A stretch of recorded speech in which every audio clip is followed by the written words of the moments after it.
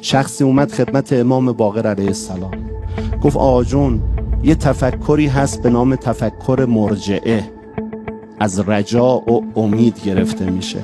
میگن حکومت اهل بیت علیهم السلام، حکومت امام عصر ارواحنا فدا، بدون هیچ مشکلی، بدون هیچ دردسری ایجاد میشه و حضرت تمام جهان رو در سیطره حکومت خودشون قرار میدن. میدونی امام باقر علیه السلام چی فرمودن؟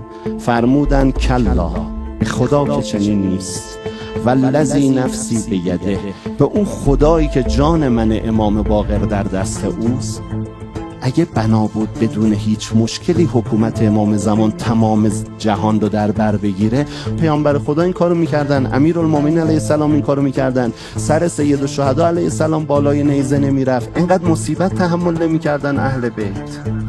بعد امام باقر در ادامه روایت فرمودن کلا والذی نفسی بیده، به خدایی که جان من در دست اوست، لا یکن الا العلق والعرق.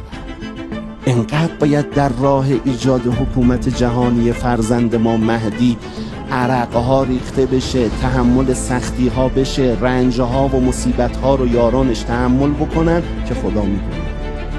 تو روایت داره یاران مهدی انشالله شما باشید، انقدر سوار بر مرکبشونن، این طرف میرن اون طرف میرن، تلاش میکنن، زحمت میکشین.